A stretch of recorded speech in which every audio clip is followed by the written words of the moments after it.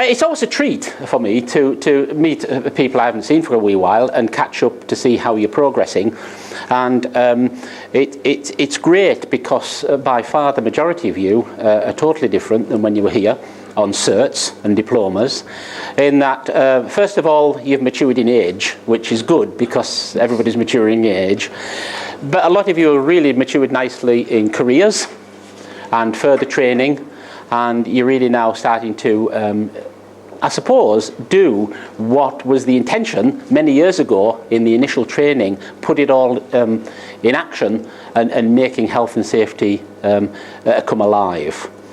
And it's really refreshing to know that people are out there doing a fantastic job, and it's really good to talk amongst yourselves, because it really brings us and keeps us in touch as much as anything with reality.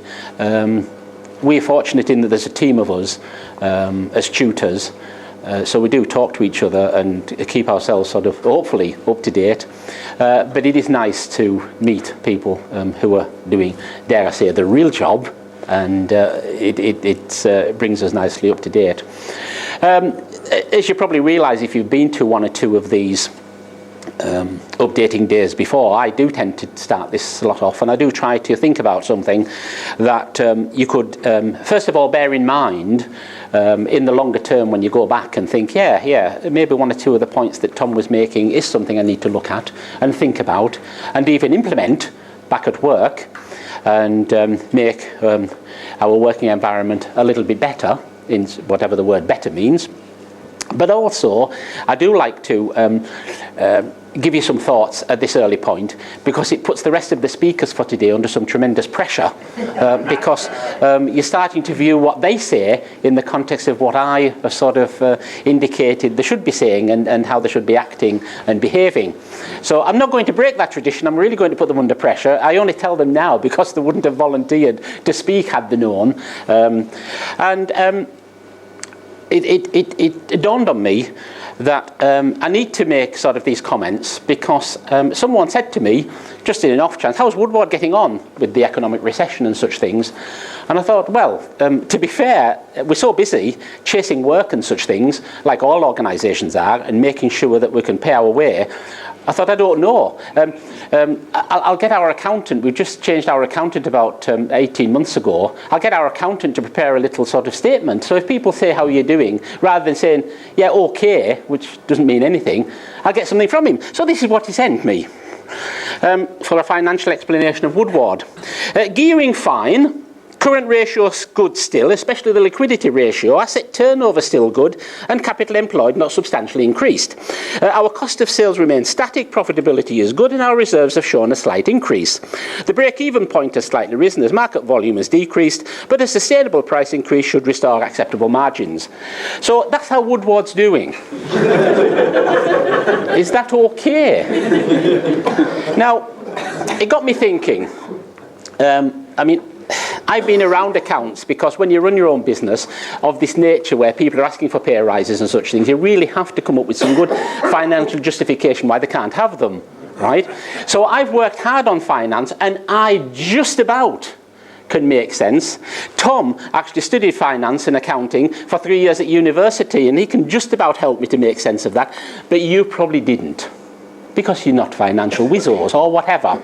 And that got me thinking that in fact a lot of managers in our organisations are in exactly the same position. Not only are they not financial wizzos, and I can tell you some reasons why I believe that to be true, but they're not health and safety wizzos either.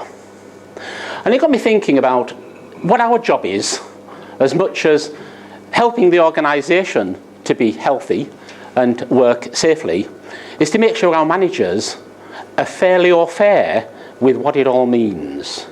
So, I thought, let me have a look at something that we all tend to handle quite readily, and that's the business card.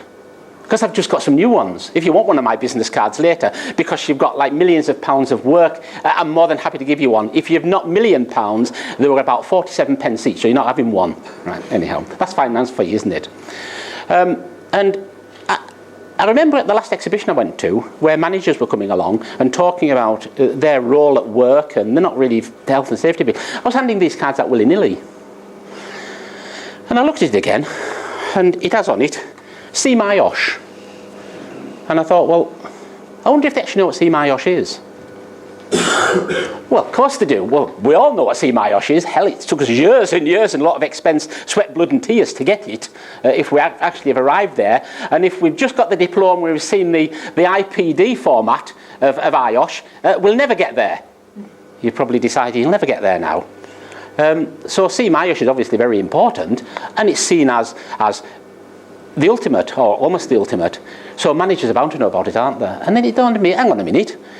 What about all these initials to do with finance? What about all these initials to do with marketing? What about all these initials to do with engineering? Do I understand any of them? And I had a look at them, and I don't. So, you know, then of course, we say, well, not only See My Osh, of course, but OH, and that symbol's there for the register. And you think, what chance have they got? They know it's linked with HSE in some way, shape or form, but what does it mean to be on the register? Is it similar to the sex offenders? In some of our cases, no, I won't go there. But what's it all about? And so it causes confusion. I always make sure that I'm a chartered fellow of the CIPD on as well. And that really kills them. They have no idea what that is. Because health and safety is about people. And it's about people in organisations. That's what CIPD are all about, the Chartered Institute of Personnel and Development. And that's linked so closely with health and safety. And so I thought, well, I'm giving this card out, and probably it'll go straight in the bin, because, first of all, the only bit they'll probably understand is what I'm called. And after that, what Woodward is. Well, I've never heard of Woodward anyhow. And the initials and whatever, can't make any sense of it at all. So, you know, I thought, one of our problems is that we have to start to make it easier, and we have to support managers. So I've come up with KISS. I like KISS. Now, KISS isn't new. Probably you've been involved in KISS and kissing, but it's not that, it's something else. Right? And I learned about KISS many, many years ago when I was on a management course. And obviously, there's a lot of interpretations, keep it simple, stupid, etc., etc. But I want you to think of KISS as keep it simple and straightforward. Okay. And I was going to say to my accountant, now when I see him next, KISS, because it didn't make any sense of what he said in the normal sense. We have to make sure that we go back to the organisations and start kissing our managers, but in the KISS sense that I've got here.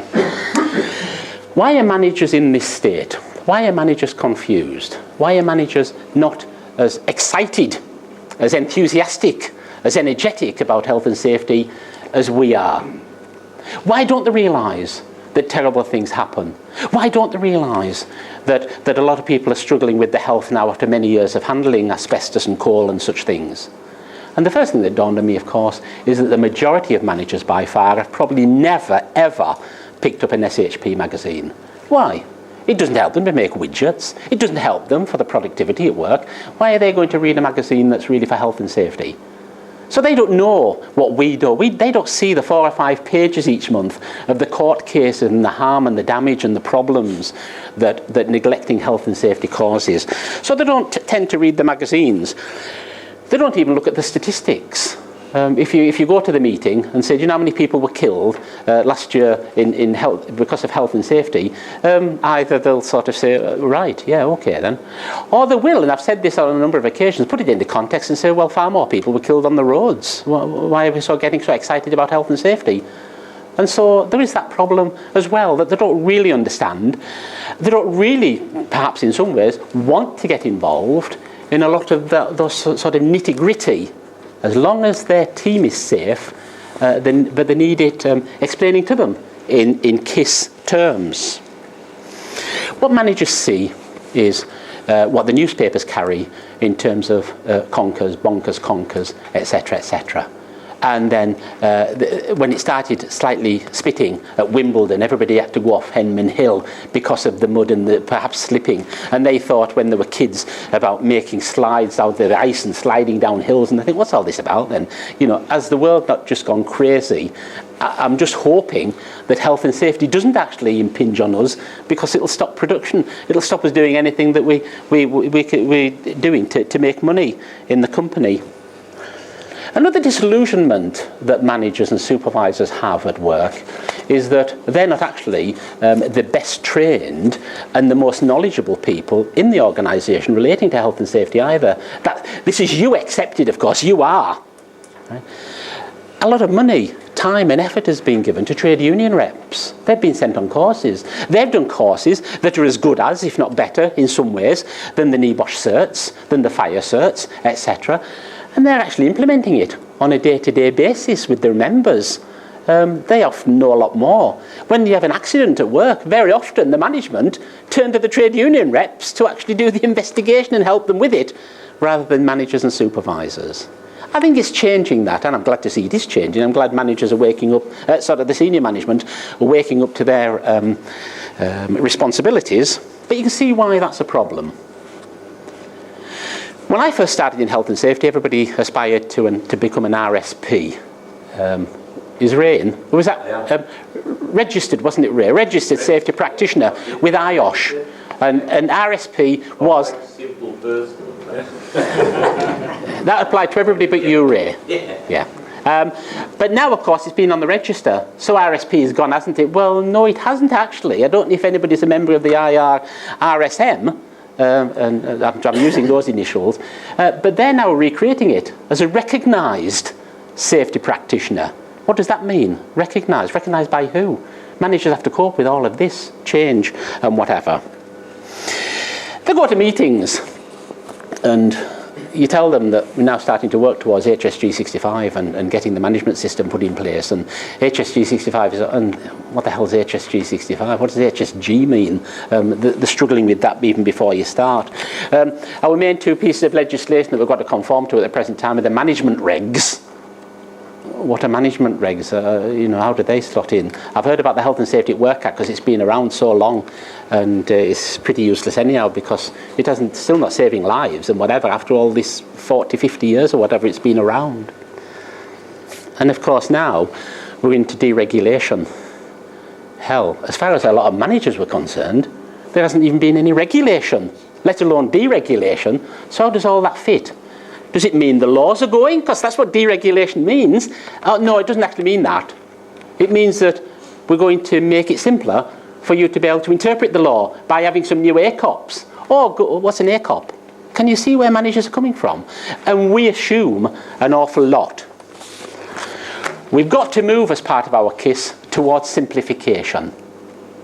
And there's been several attempts at moving towards simplification, and I've read parts of the consultation document to do with the deregulation bits, to do with the new ACOPs coming along, and to me they don't look much different.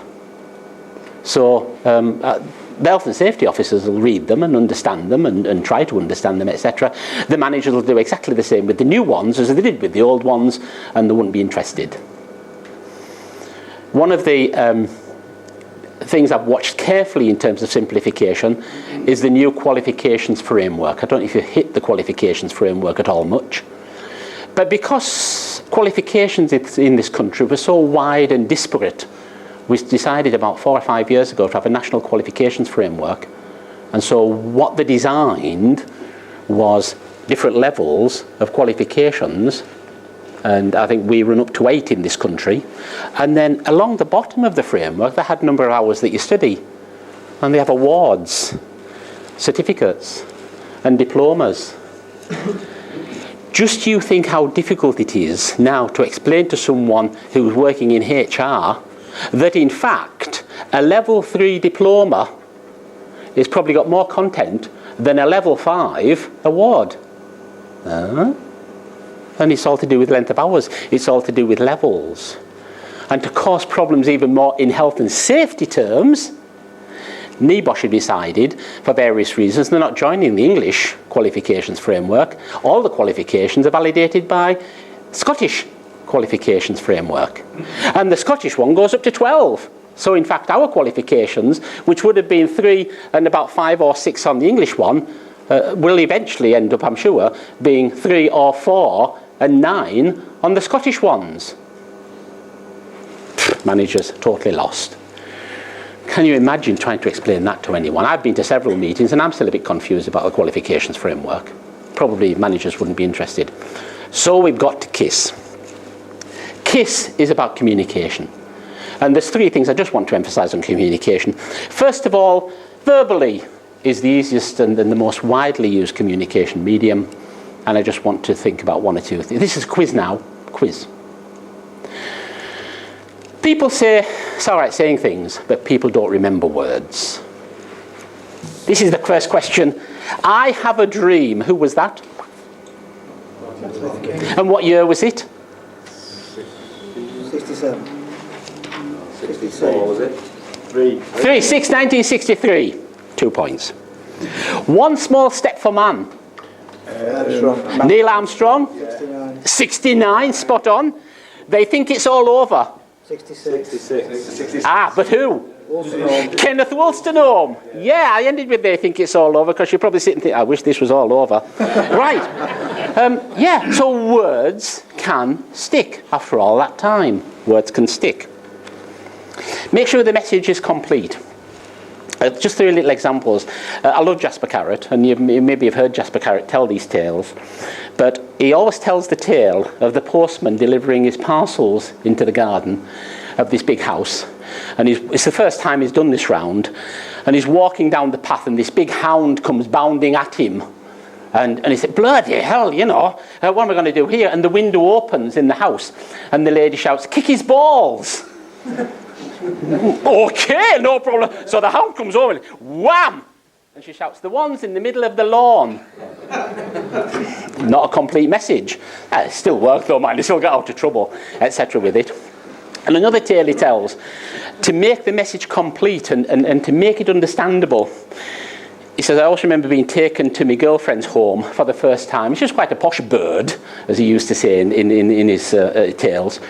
And it was a very big posh house. And of course, they all went into a dinner, which he didn't really enjoy. But then they went into the lounge afterwards to have coffee and such things.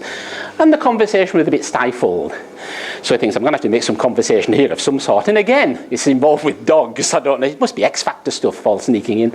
And this big mutt, massive mutt, comes sneaking in, skulking in, and lays down on its back legs akimbo, and starts licking its tackle. So to try to make some conversation about how flexible the dog is, and you wouldn't imagine such a size dog, etc. He says, I'd love to be able to do that. And the woman says, ask it, it might let you. You know. So you've got to make sure that you get the message spot on. Think about what you're saying. And the third one is, I always remember, as a young man, having to persuade a number of guys to work night shift. And I thought, what am I going to do? How am I going to persuade them to work night shift? I don't want to work night shift. And I had to get 12 guys out of about 70 in order to increase the capacity of the factory. And I thought, I'm going to look at the management books. I'm going to look at management techniques. I don't know if you've ever come across a technique called force field analysis, where you look at the pros and cons and weigh them up and think about the costs that you can get, etc., etc. So I spent some time going through a whole range of reasons why they might want to work night shift and reasons why they might not want to work night shift, and things the company could do to support them working night shift, and bonuses and such things. And I spent an awful long time and eventually pulled the meeting, and I said, thanks very much for coming, gents. It was all men. You know that in any organisation's future, one of the things that you've got to do, come on, Tom, get on with it. This guy at the front says, I said, yeah, well, you know, we're always striving to increase capacity and productivity, etc., etc. And so subsequently, come on, Tom, what the hell do you want? I said, well, you know, we've got to make sure that machines give out the best possible capacity over a 24-hour period. And at the present time, Tom, speak plain. What do you want? Oh, bloody hell, all right. And I said, I want 12 guys to work night shift. So he turns around and says, who's on? All these hands went up. I said, 1, 2, there's your 12, Tom. After I spent months just about trying to sort out, and so I went round one or two of them and sort of said to them, I hope you don't mind, but I spent all this time, you know, sort of trying to work out, why do you want to work nights? And the vast majority was just to get away from the wife. That was the vast majority of reasons. So, you know, it could have been simple. I could have had them there. I said, I need 12 to work nights. Who's on? And yeah, I got it instead, you know. So keep it simple. Actions are often good as well. And I've seen 3 examples to do with health and safety that I thought I'll share with you. The first one,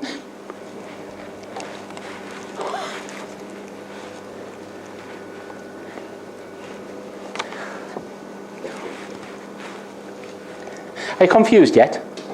Isn't it difficult when you can't hear? And that's how we started the control of noise workshop. Oh, bloody hell, you know, wouldn't it be serious if we couldn't hear anything and whatever? And he really got people right on his side with keeping quiet for some time, laughing and whatever. And bloody hell, you know, what's going on here? And people, I didn't make it go on for that long, but people started turning around to look at other people to see if they could hear. It was that serious, he was that good at it. Everybody listened carefully to the control of noise workshop at that point, and all the guys actually started wearing ear protection after the workshop, which was unheard of because of this little activity that he'd set up. Another one was where the guy had come in to lead a little workshop on first aid, and the company had said, we are desperate to get people who will volunteer to operate the defibrillation and such things. And so he says, okay, well, leave it with me, I'll try my best. And so he sat down at the desk and he said, thanks very much for coming to the, I hope you can see me enough, thanks for coming to the workshop. What we're about today is what I need to, and everybody around the table, he said, was looking at each other thinking, bloody hell, oh, you know, and he was really in pain and whatever. And he said, can anybody help me? I said, no. Well, that's the problem, isn't it? What if I was your mate? He got volunteers because he'd really had he was such a good actor with the old heart attack.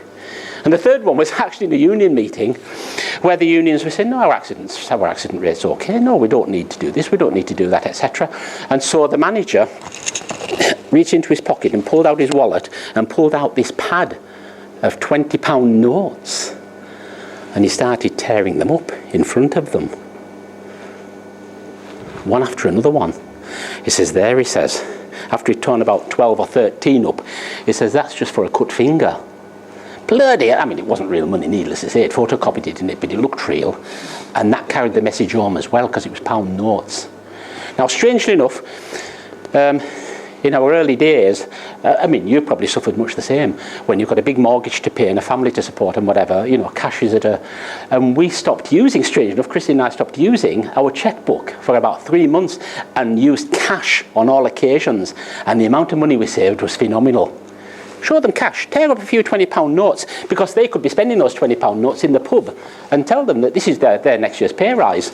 It doesn't have an effect. So some actions can speak louder than words as well. Written communication is important, and I've mentioned already about the fog index, I think, on a previous occasion. The fog index is worth looking up on the internet. What you do is, when you've written something that you want generally to be read, count 100 words at random, count the number of sentences you've got in that 100 words, maybe 4 or 5 or 6 or whatever, divide 100 by, so you get the average number of words per sentence. Then start going through the words you've used and count the number of syllables in each word. Sometimes the words have more than one syllable. Are you with me in terms of syllables? Count up the number of 3 or more. Add that to the number of words in a sentence, multiply by 0.4, and you should be aiming for around about 10 to 12. If you don't get that number, people will not read it. I mark a lot of Unit D assignments. And I think what some candidates are trying to do on the Unit D assignments when they're sending them in for the diploma is to show me how verbose and how many big words they know. I mean, some of them I need to look up endlessly in the dictionary. I don't understand them. What chance would a manager have in the organisation that they're presenting this report for? I remember doing the fog index with a number of managers, and I said on a management training course, we're going to do a written communication. Tomorrow we'll bring in a newspaper. Thinking they'll fetch a range of newspapers in, and we'll work the fog index out for different newspapers, because it really is a good lesson. The Times and the Telegraph, around about 15, 16, maybe even extending to 18, right? The lesser well-read papers, lesser, whatever you want to call them, are slightly less in the fog index. So they brought the newspapers and they started looking at them, and I said, right, find an article that has 100 words. And so they're starting looking for articles all together, 100 words together, and whatever. And eventually a hand went up and he said, I've got a problem, Tom. Well, I said, what is it? Have you not got a newspaper? Yes, I brought one in. I said, well, what's the problem? He says, I can't find 100 words. I brought the Daily Sport. Borrow somebody else. And I just looked at the Daily Sport while they were doing it. Fog index is important.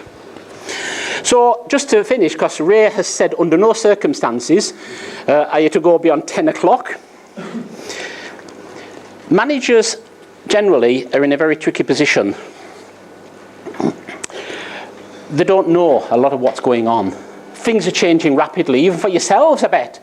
Who here has read already BS 8599? One? Anybody else? Anybody here actually know what BS 8599 is about? Right. Well, it's something to do with first aid. It's a standard, it's a British standard now, and I can see us moving more towards British standards in health and safety now than stuff issued by HSE, because HSE don't want to spend any money. Right. So managers have a problem. There's all this going on, deregulation, change, etc., etc. Insurance companies, and we've got Martin here from insurance companies, to be fair, are putting more demands on organisations. Day by day, more demands. Managers have to, and supervisors have to cope with those demands. We're looking for better induction. We're looking for more competence in the organisation. We're looking for reduced risk, reduced premiums, etc., etc. They've got to cope with that. But more importantly, because of the HSE cuts, the job is far more demanding for yourselves. There's going to be less support. There's going to be less information. There's going to be less inspections. What we've seen this year with HSE is not at the start. In fact, I was just talking before, wherever is sitting, about the service in terms of fire and rescue. How long ago is it now when they more or less walked away from industry and said, you get on with it yourselves, we're looking after the domestic scenario, which perhaps is the right thing, but industry have had to pay for fire and whatever. And look where we're up to with fire regulation and cover. I thought I'd dig out the health benefits of kissing. It says, the India Times website suggests that kissing can burn 120 calories per hour, 2 calories a minute. It says you probably won't drop pounds just by kissing, but it won't hurt either. I'm more than happy to help any of the ladies here with the dietary requirements and losing weight. I'm almost there. The end of the film, an hour and a half's been on. Big stirring music comes on. The heroine and hero meet together. The curtain starts to fall. Big hug of a kiss. The end comes up. And you think, great, they live happily ever after. The music's there for you. The curtain's just about hovering. But for you, the kissing only starts. You've got a big job on over the next 4 or 5 years. There's no two ways about it in health and safety. Help managers, help supervisors, help trade union reps. That's the way forward. But do it by using KISS. Thanks very much.